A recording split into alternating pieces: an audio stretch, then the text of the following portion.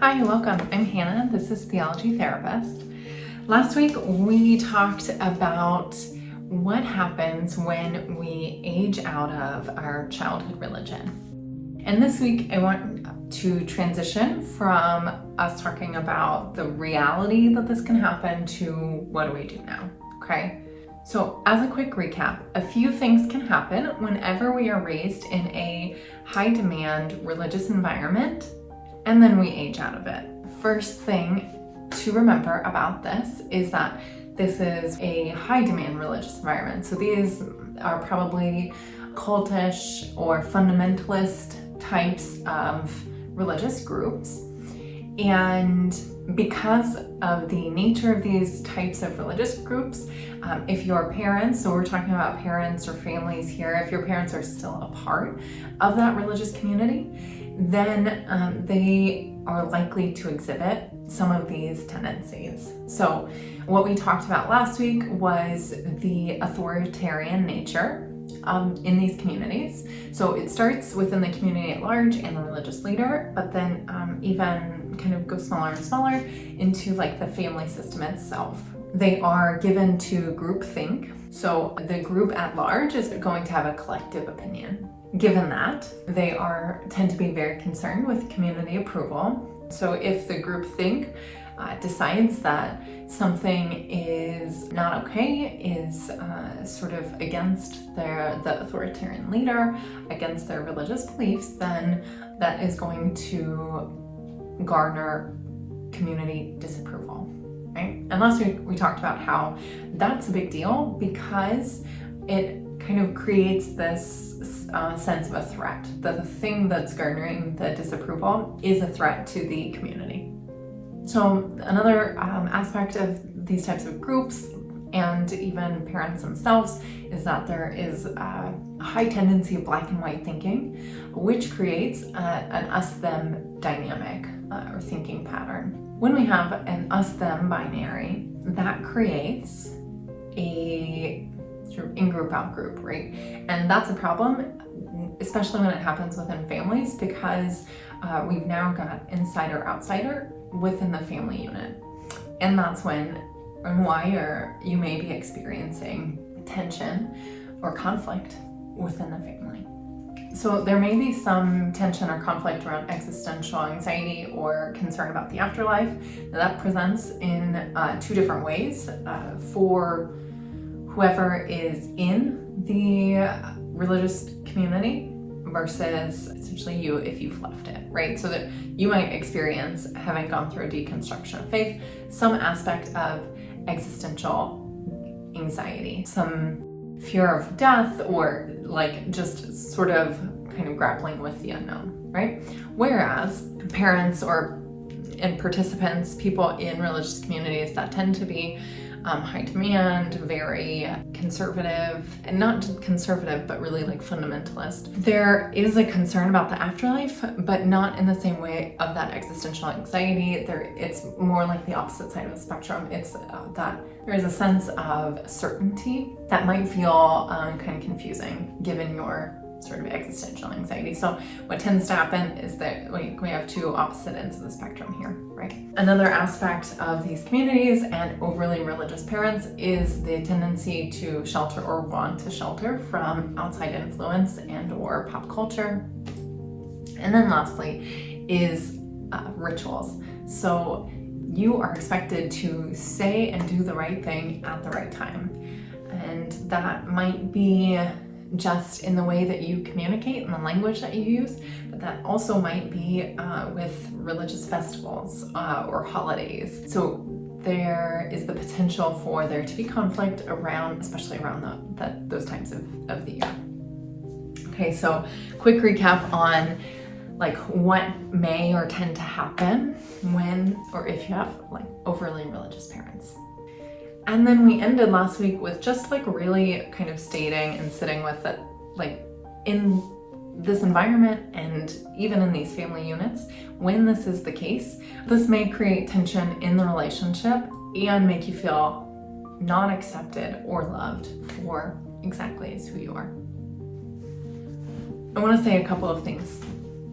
Firstly, It is really hard to make any definitive statement about this when this happens, because each family unit and situation is so unique. So, given that, if this is you, I strongly recommend that you reach out to a therapist in your local area so that you can have the support you need as you navigate these difficult relationships.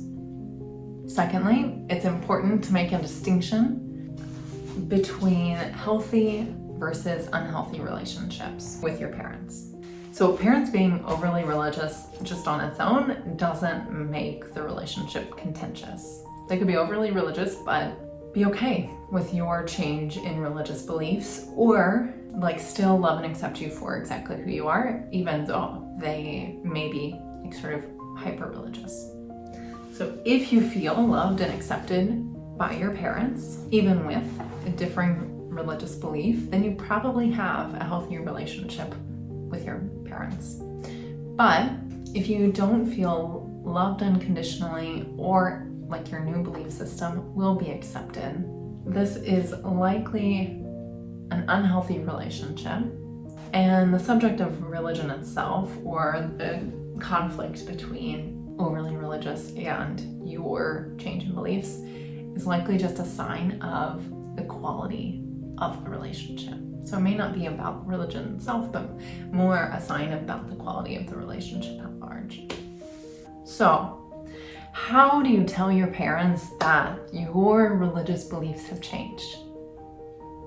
First, if your parents have ever been abusive or harmful to you, then I do not recommend that you talk to them about this change in beliefs if they are overly religious or hyper-religious, because that may not be a safe option for you. If you are currently in an abusive situation or someone is harming you, then please seek help or go to the nearest emergency room. If you are receiving support or resources from your parents in any way, then it might be a good idea to think about what the effect of telling your family could have on those resources. So if you're still living at home, if your parents are financially supporting you, etc.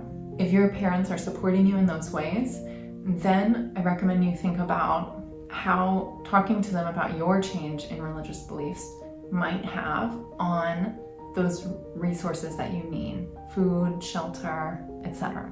If talking with your parents about your change in religious beliefs is going to negatively impact your relationship to them and your access to basic resources, then it is a good idea to wait until you have the stability on your own so that those are not at risk. If your parents have respected your boundaries in the past, you may tell them about your change in beliefs without belittling them or their beliefs. I would recommend picking a time that is neutral and finding a time when you're not feeling emotionally reactive to anything. You're sort of feeling neutral as well, right? So we want to think about day, time, and emotional reactivity. So if you're in this period of high stress and or your parents are in a period of high stress, or it's been a bad day, or any number of things, then it might be best to wait, right? Because this is a sensitive topic and you want it to be presented in a way that is going to, in a situation or a way that isn't going to actually hurt the conversation or the relationship. So one of the biggest things, one of the most important things to think about if you are going to talk to your family about your changed religious beliefs is to think about boundaries. Boundaries is what is going to, I would say, save or maintain the relationship. It's going to support the relationship. Boundaries support every relationship, so it's going to also support this relationship as it's going through potentially a change or a transition process. So the first thing when you are thinking through your boundaries is to connect to your breath, to pause before speaking, and to do your very best to speak slowly. All of those things, they might seem like very little things. You're like, well, how is that a boundary? Those things are going to really help you as you are entering into these conversations that are potentially really emotionally charged. And they're going to support you in trying to maintain a sense of equilibrium and not become that emotionally reactive. So we want to get in the practice of connecting to your breath even as you're speaking. So even as you're engaging with people in conversation, so connecting to your breath, speaking very slowly, not like they're stupid, but speaking slowly, not kind of rushing through or even thinking about how we're going to respond whenever somebody else is speaking. So we want to be very intentional with our words. So connecting to our breath, speaking slowly, and then pausing. So like I just mentioned, not thinking about our response while somebody else is speaking. We want to pause. That pause is the biggest support in relationships, communication skills, difficult conversations, anger management. Like that pause is what's going to support you maintaining that equilibrium and not getting sucked into that emotional reactivity. The other thing that you will probably want to do before this conversation is to think about whether or not there are topics that you do not feel comfortable sharing or talking about with your family. There might be topics that you just feel like are going to be hot button issues, and that there's not going to be sort of like really any good way out of that or through that, or right, like that's not going to support your relationship. And so I would suggest thinking about what those topics might be ahead of time and just kind of realizing, okay, these are things that I don't feel comfortable sharing. And so if or when they do come up, having a phrase in mind that you're going to say something like, I'm sorry, I just actually don't feel very comfortable kind of sharing or talking about that. I'd be happy to talk about other, sort of things or aspects of this, but that's one of those things that at this point I don't feel so comfortable talking about. So having something like that you can opt for and practicing ahead of time can make the in the moment application of that a little bit easier. So if your parents say something in these conversations that you disagree with, try to opt for phrases like, I hear you, or I'd like to think about that a little bit more, or I respect your opinion. And if the situation becomes really very emotionally charged, consider removing yourself from the situation. The reason why thinking about what are some of these phrases like this that can be helpful are because what we talked about a second ago is that you would want to engage with them or have this conversation with them without belittling them or their beliefs. And so in order to do that, you want to be able to connect with your parents as people, regardless of the beliefs, right? And that might be really hard. Like that might be a lot of like where the emotional work is. You're like, okay, how can I say I respect your opinion if their opinion feels, or their beliefs, I respect your beliefs, if those beliefs feel or have been harmful to you in any way, right? And so if they've been harmful to you, you might not say that, you might not opt for that phrase, right? But so some of this work and in this conversation is probably going to feel really difficult, but having these phrases instead of getting sucked into the emotional argument can help preserve the relationship. If you're saying, I hear you, right? If you're having this conversation, they're saying something that you don't really necessarily agree with, but you're saying, I hear you, or I'd like to think about that a little bit more. You're not necessarily signing on, you're not like agreeing with, but it is letting them know that you are an active participant in this conversation, that you hear them, and kind of giving credit to what their beliefs are, which you want them to do for you, right? So it's like age old. Like we want to be able to engage with others the ways that we want people to engage with us. And admittedly, that is really tough if this is going to be a tough conversation. All right, and what are some ways to cope with overly religious parents? This is going to be some of the work that you do on your own, right? So this is not the conversation itself, but this is going to be some of the work that you do on your own in order to process through the complicated feelings that come up whenever there is this type of conflict. I think like one of the most important things is finding a community who is supportive of you, a place where you are loved and accepted for exactly who you are, whatever you believe, especially during this time where you might be engaged in more conflict around these beliefs, leaning into that community. So talking with them, letting them know you're going to be having this difficult conversation, following up with them afterwards, right? Like really leaning into the support that they can provide.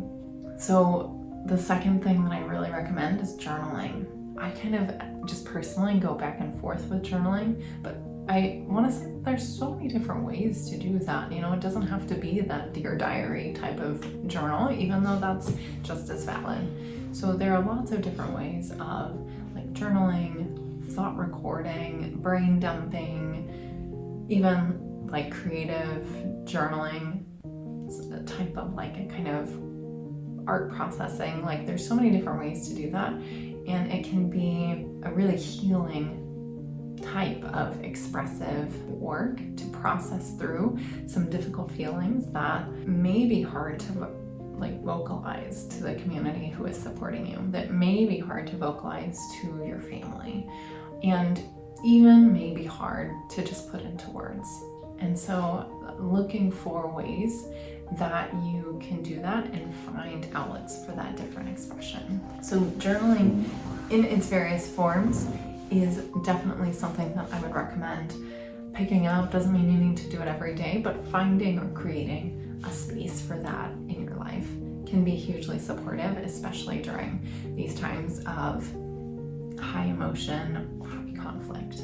So the other thing that I talk about a lot, but I think when you're in these moments of high conflict or high emotion, that can be so supportive is ritual. Ritual creates that space for us to hold big emotion. It creates a space, it lets us have the big emotion and put a container around it so that it's not so open-ended.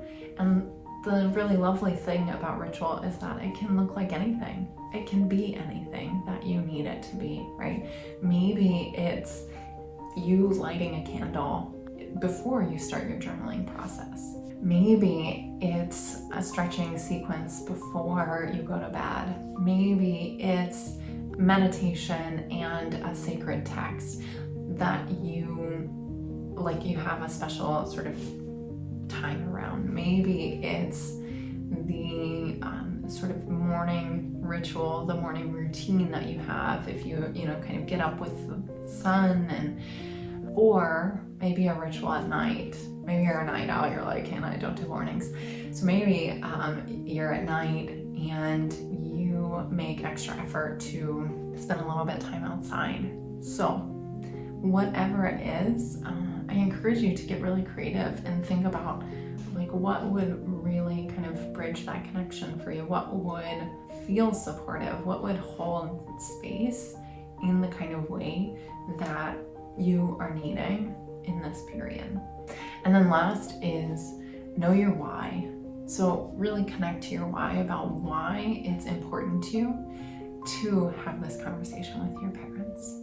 There are lots of different reasons why you may want to do that, and getting really clear on what that is, I think, can support your purpose as you go through maybe a tough period, or as you go through, as maybe your relationship goes through a growing period, an adjustment period, right? So connect to your why, and as you're doing that, really think about what your goal is. Depending on your history and the relationship that you've had with your parents, with the religion that you grew up with, I think that it can be really helpful to frame these conversations in thinking about what is in service of the relationship. Over the years, after my deconstruction process, like in the beginning, the beliefs piece was really important to me. And over the years, having those conversations has been less important to me. And what is more important to me is the relationship, right? Like it's the relationship with my mom. And is this belief going to be more important to me than my relationship with my mom? That answer has sort of shifted and morphed and changed and looked different over time. But I would say like most of the time that answer is no, right? The relationship is important. And so as you're thinking about having this conversation with your parents, try that on. See if it is helpful to frame it in a way of like, what is this in service of the relationship? And if not, can I tweak it? Can I say it a little bit differently? Do I need to omit something or add something? So know your why and get clear on your goal. I know that this subject is really tough and really emotionally charged because they are your family. And this was like the religion that you were probably raised with. And so there's a lot of history here. I'm so glad that you were here today though. Remember to subscribe before you go and to share with a friend who may be struggling with their family relationships. Be well, and I'll see you next week.